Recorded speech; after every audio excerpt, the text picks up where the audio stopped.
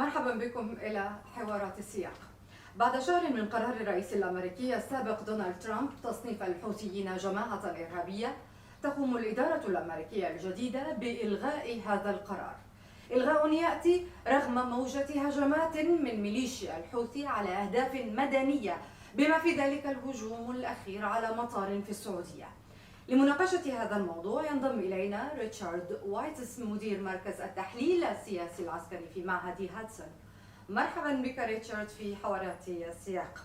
إذن تقوم الولايات المتحدة بإلغاء تصنيف الحوثيين في اليمن كجماعة إرهابية على العكس من قرار حديث. هل ممكن أن تساعدنا على الفهم؟ Sure. I think the administration's decision is a result of three main factors. First, they are decided to prioritize, at least initially, the humanitarian issue. And so if you designate the Houthis as terrorists, it then makes it very difficult for US aid agencies to deal with them. They can be accused of financing terrorism and so on. Removes the designation, you make it somewhat easier. And they were under a lot of pressure from humanitarian groups to make this step. Second, the administration seems to be taking many actions that are simply the opposite of the previous administration. So if the Trump administration designated the Houthis as terrorists, the Biden administration will reverse that, as they've done in many other areas. And then third, this may reflect a general reorientation of foreign policy under the Biden administration away from the Middle East and focus more towards Asia and China. And we're seeing this in a somewhat lack of interest in keeping a lot of troops in the region. We're seeing this as a rationale to reach a nuclear deal with Iran and so on. So I think these three factors, humanitarian pressure, desire to reverse whatever the previous administration did, and a general reorientation and focus on other regions are the main reasons why they're doing this, despite the fact that they agree that Houthis are terrorists. تحدث ريتشارد عن الأسباب الإنسانية أو العامل الإنساني في قرار الإدارة الأمريكية الجديدة. لماذا ينطبق ذلك على اليمن وليس على سوريا مثلا، التي يعاني فيها الناس هناك من ظروف قاسية بينما لم ترفع العقوبات؟ That is a good question. And this administration, like many other US administrations, is not without its contradictions. We're seeing this in many areas. So you see arms sales to some countries, but not others, even though the reasons given would apply to many. We're seeing conflicting views on why there should be a deal with Iran and how broad it should be. And right, you're seeing in Syria, you have these severe sanctions, the Caesar Act, which appears to be inflicting a lot of harm on the civilian population, even though it's designed to hurt the Assad government. I would think that at some point they would reconsider that, but for whatever reason, perhaps because they're looking for something to do now to make some kind of success, they've decided to focus on the Yemen issue as a new priority in US diplomacy. And so hence you get the humanitarian decision. ماذا عن موجة أحداث العنف التي قامت بها ميليشيا الحوثي أخيرا بما فيها الهجوم على مطار دولي في السعودية؟ كيف سترى السعودية الشريك الأساسي للولايات المتحدة ذلك باعتقادك؟ Yes, this is a serious problem that should matter. What's happened so far is the Houthis appear to have taken this as a sign of weakness.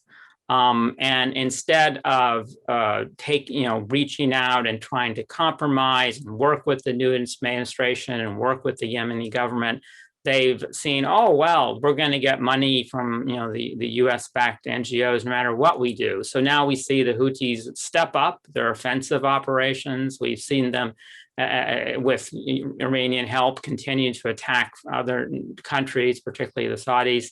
And this is a very worrisome sign, not only because of what's happening in Yemen, but we could see the same dynamic at work at Iran if the US were to reach a deal with Iran, this may be interpreted by the leadership in Tehran as a sign of weakness, and rather than work to compromise with the US and other countries on remaining issues, take this as an opportunity to step up its aggression. قبل بضعة أيام أصدر المتحدث باسم وزارة الخارجية الأمريكية نيد برايس أصدر بيانا يشجب فيه الهجمات الحوثية على المدنيين ويتعهد بالمساعدة في الدفاع عن السعودية. هل من تناقض هنا؟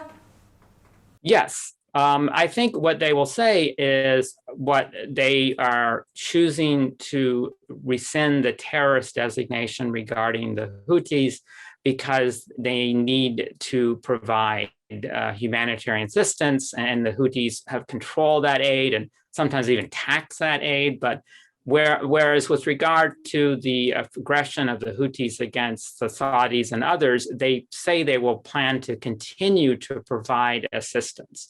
In the past, the US has helped the Saudis develop their missile defense network.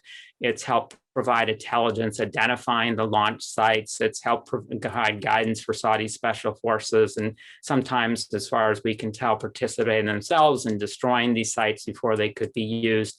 But what we don't know is to what extent the latter will continue. I mean, it's fine to make statements in support of Saudi from Houthi aggression, but there has to be followed by action.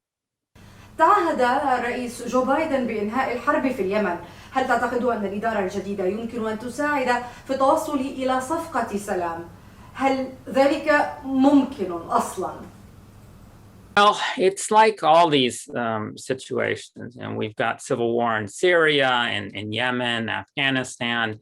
We've got unending conflict along the Korean Peninsula and so on. So the US, by changing its stance, can have some influence, but it's not the main player in many of these scenarios. I mean, the main challenge for the Yemeni people is they have what is a version of what we saw here in Washington on January 6th, a bunch of rowdy crowd that uses force to try and force their way politically happening in their own country. You've got a group of terrorists seizing power, using food as a means to control the population, aggressively trying to threaten other countries. And the US can help somewhat with that. The UN can help somewhat with that. But the problem is there has to be some mechanism to force a change in Houthi behavior. ليس سرا أن إيران تدعم وتساعد ميليشيا الحوثي، وهو الأمر الذي أقره الوزير بلينكن نفسه. الناس في دول مجلس التعاون الخليجي ترى أن القرار هدية للإيرانيين. ما رأيك؟ Yeah, this is a serious problem. We saw under the Obama-Biden administration perhaps an underestimation of the extent to which Iran was going to use its proxies in the Middle East to force its influence in Yemen, but also in Afghanistan, Iraq, Iran, Syria, Lebanon, and so on. The Trump administration was more articulate in identifying this challenge, but still didn't come up with a great solution. I mean, you still see these proxies very active. The one actor that's been perhaps somewhat effective has been the Israeli Air Force, which has had some success in rolling back Iranian forces in Syria. But beyond that, this is going to be a major problem. And I worry that as they enter the negotiations over the Iran nuclear program, that this other issue is going to be left aside. The US administration will say it's important, but won't make it a priority. And then after we have a nuclear deal, there'll be little incentive for Iran to curb its regional aggression through these proxies. شكرا ريتشارد على المشاركة معنا في حوارات السياق. إلى الملتقى.